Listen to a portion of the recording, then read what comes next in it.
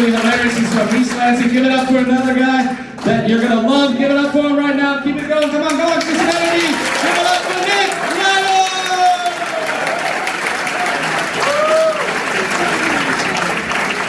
Thank you. That's so nice. Give it up for Tyler, everybody. Cool. Neat. Here's how this is going to go. I'm going to talk about my life for a little bit, and then we'll open it up for question and answer at the end. Nice. All right. Just up top, I will ruin the fantasy. Sorry, I am married, ladies. Sorry about that. So sorry. So sorry about that. See anything you like, ladies? Please? Or dudes, I don't know what you're into. I'll take what I can get at this point. Are you into? Oh, thank you. I appreciate that. Thank you. I don't know if you're into a meaty calf. Are you into that?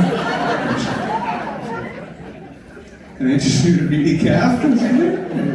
Or a red wine? Calves are really nice, but the rest of this is just a pile of dog shit. That's basically what the rest of this is. So I'm married to an Indian woman.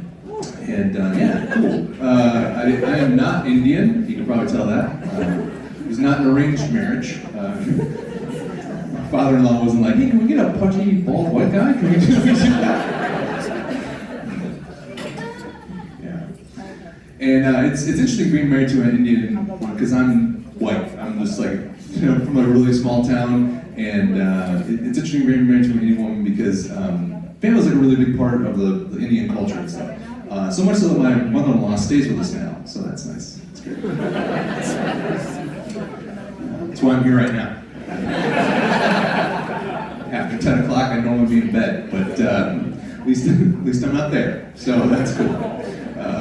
But in her defense, though, it's not that bad because she doesn't take up that much space, you guys, because we keep her in an urn above the fireplace.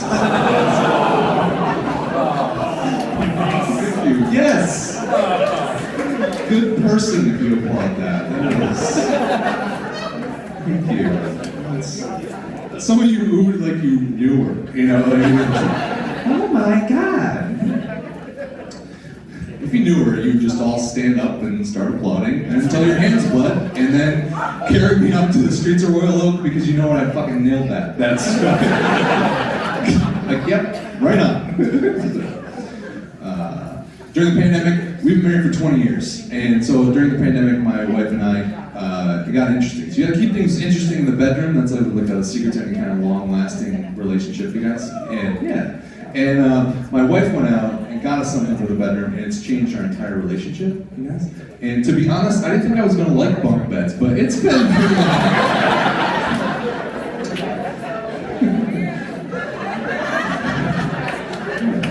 Thanks. Nothing says I love you than coming home to a bedroom with a twin bed stacked right up on top of each other. I got top bunk, you know. We have I'm obviously kidding, we had sex, we do it, you know.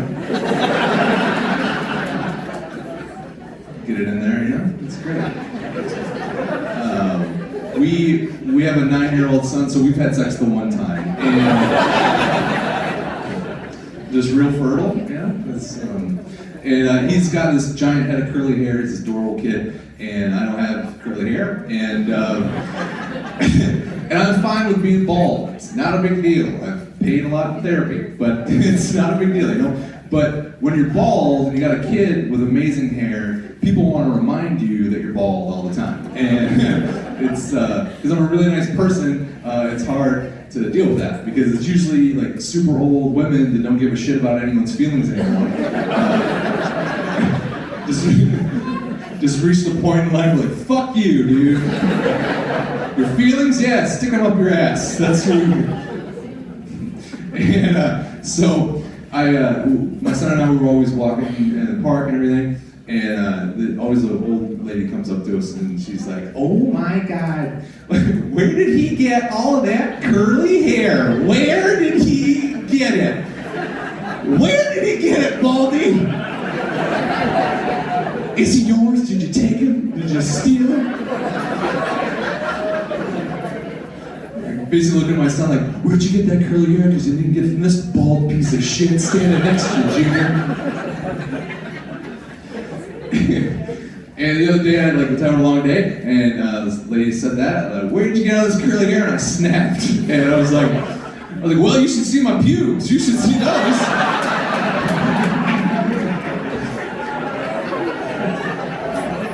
They are a pretty curly. I'm pretty sure you can see the resemblance. Get out of our way, Blanche. Where the fuck your old lady name is? Shove an old woman to the ground. I'm 41 now. I don't give a shit about anything. During the pandemic, my wife and I of 20 years decided to talk about our sexual fantasies for the first time in 20 years. Yeah. Yep. Don't ever do that. That's a terrible idea.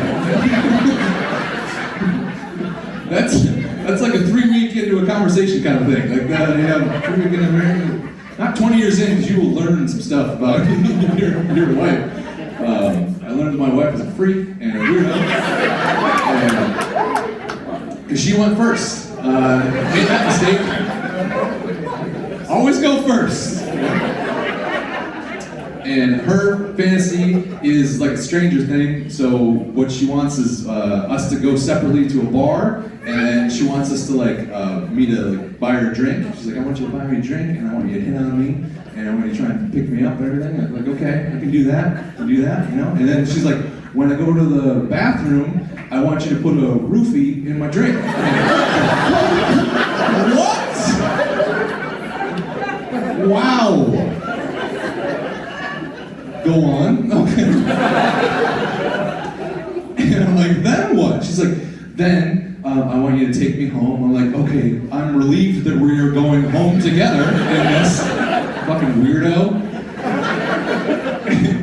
It's like, she's like, then I want you to put me in bed. I'm like, okay, then what? It's like, then for the next 12 hours, I want you to leave me the fuck alone.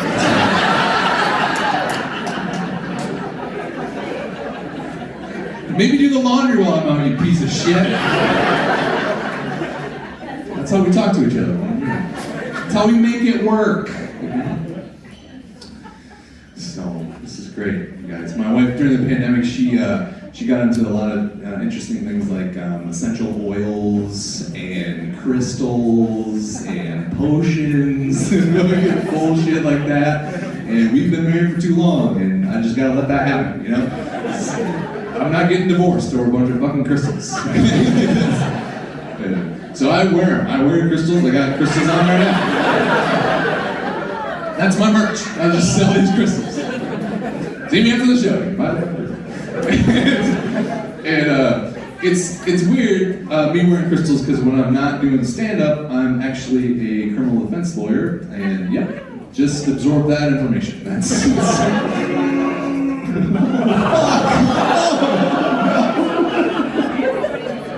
somebody has 3 DUIs back there. That's booed in unison. The fucking drunk driving brothers. They're just my own clients. They follow me around. Boo! Yeah, I am a lawyer, and yeah, you should totally hire me because. If you do end up going to jail, I'll just do stand-up for you when your friend's at the jail. That's cool. Shit, yeah, Johnny Cash did it. I can fucking do it. And so yeah, I am a lawyer, and so I had to go to court. Jesus.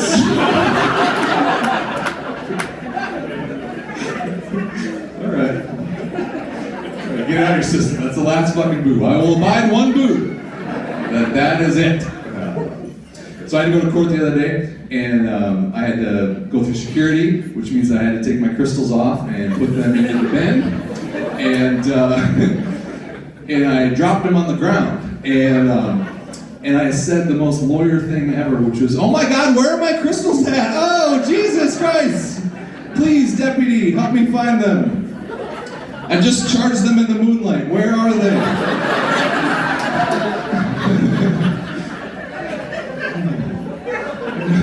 I I knew I shouldn't have come to court today because Mercury's in retrograde. My client is behind me in line like, oh, fuck, dude. That's my lawyer. Come on, Kevin. We're going to go see the judge. And do some Reiki on him. Yeah. Beat these charges with love, you know? My wife went to go get a psychic reading, which meant that I went to go get psychic reading after that. And I was like, yeah, shit, yeah, I can use some more jokes. This will be cool. Let's do that. And she saw my wife, and my wife asked her like, who her spirit guide is, and she told her that it was a warrior princess. I'm like, okay, cool, that's powerful, interesting. So when I went to see this lady, she sat me down, and she's like, I'm seeing someone come through the mist. And I'm like, ooh, the mist. Interesting. I see him come through the mist. He's telling me his name, and his name is Melvin. What the fuck, Melvin? She got a warrior princess and I got an old Jew? Jesus Christ. God damn it. What's Melvin helping me do? Find the hottest soup in town? Is that what you're fucking doing? Never settle for lukewarm soup, Nick. Thanks, Melvin. Appreciate it. So, having a son is I'm an only child. You can probably tell that because I'm doing stand-up comedy at 41 years old. It's just me up here for 20 minutes, like, pay attention to me, Daddy, you know? And so my son's an only child, and it's weird, because I've never been around kids and everything, and I went to his room the other day, and he had a list, and it was handwritten, and it said, my list of enemies. I'm like, oh, that's adorable. He must have saw mine. That is just like his old man, you know? And it was kind of terrifying though, because I read the list, and there were 7 names on the list, but 2 of them were crossed off. I'm like, oh shit. Honey, we're gonna be on the news later.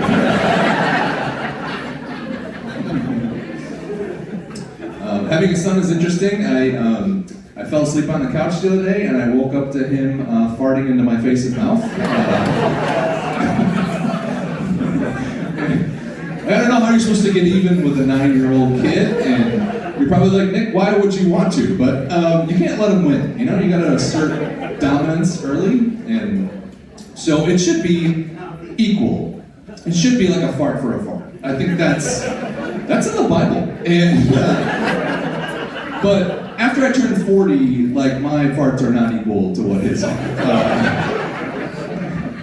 Like, I ate at a buffet like twice last week, so like, if I farted in my son's face, I'll give him double pink eye and an ear infection.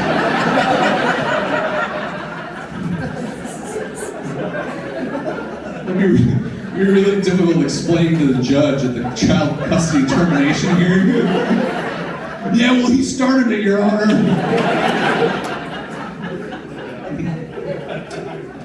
So, you guys are neat. This is pretty neat, huh? This is cool. Let's get political here for a minute. By round of applause, what guys in here are circumcised? Who's cut?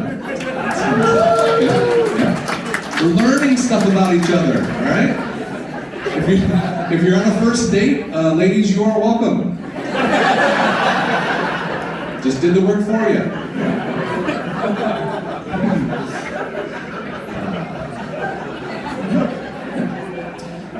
It's interesting to me that we're still doing circumcisions and stuff like that because we care about everyone's rights except babies. You can do whatever you want, Everyone's protected, but it's like, fuck you, baby. We don't give a shit about your penis at all. It's not like you can have a sign like that, like baby penises matter. You can't have that. You're totally gonna go to jail with that one, dude. I just care about the penises. Tell it to the judge, you sicko.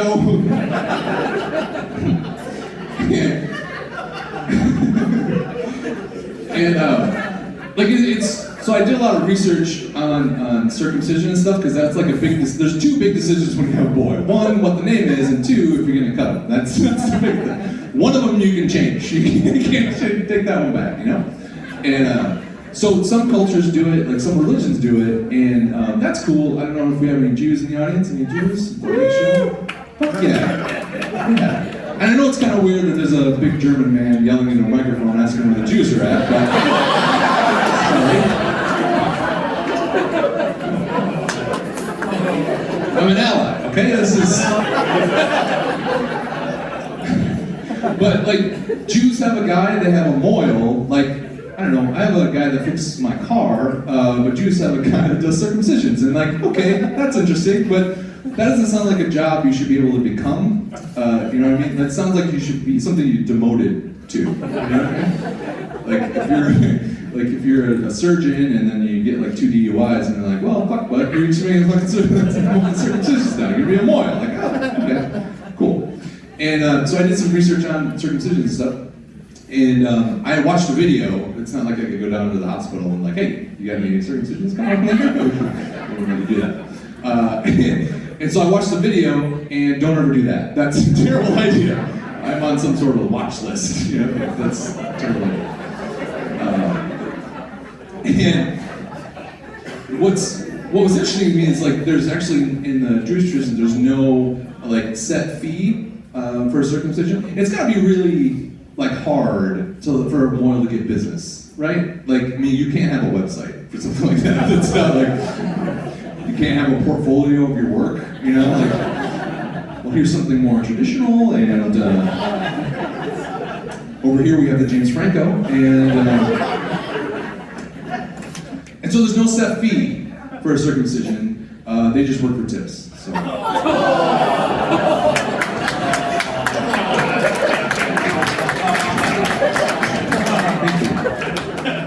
Took a long way to get there, but we did.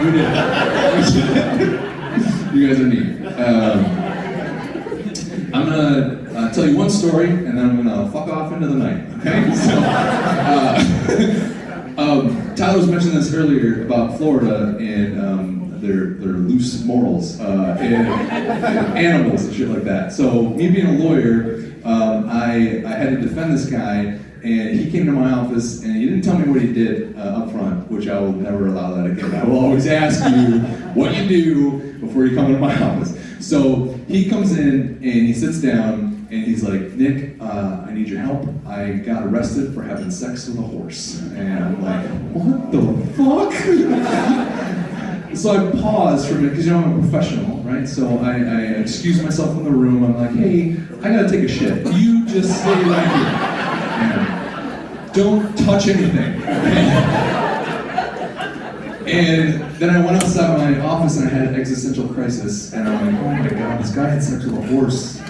I've got to take this case though. He has horse money. That's not cheap, you know? So I gather myself and I go back in there. And he's still sitting there. And he still had sex with a horse. And he looks at me with his dumb face, and he goes, are you gonna help me? I'm like, yeah, saddle up, let's do this.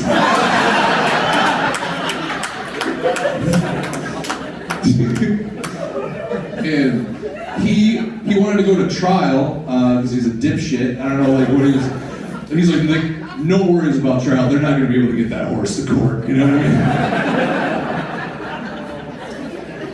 Not gonna get through security. And so we went to trial, and I had to defend him, and I don't know, I had to like give an opening statement. He actually told me that he made love to the horse, which honestly, I don't think so. I don't think. I mean, I wasn't there or anything, but I'm pretty sure when the cops broke into this barn, that they didn't interrupt a candlelight dinner of oats and hay. Some soft music playing when I would guess to be Genuine's Opus My Pony.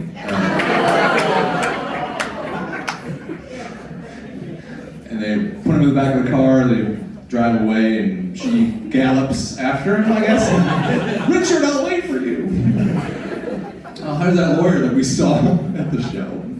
And so I had to prepare for trial, and right before trial, the prosecutor's like sitting at the table there in court, and he's furiously like writing notes, and I'm like, you don't need to prepare for this, dude. Like, you can literally fall hit your head and win this case, you know what I mean? And so I have no defense, so I'm just gonna intimidate him, because I'm like, I'm 6'4", and you know, and push people around a little bit, you know? And he's sitting at the table, and I go up to him and I'm like, hey, you feeling pretty confident, huh? Well, listen, if there's just one horse fucker on that jury, my client walks or rides into the sunset. Either way. But he got convicted because you cannot have sex with horses. I'm not a fucking miracle worker. Right? You guys have been a lot of fun. I'm Nick Leydorf. Thanks. Have a great rest of your day. Thanks.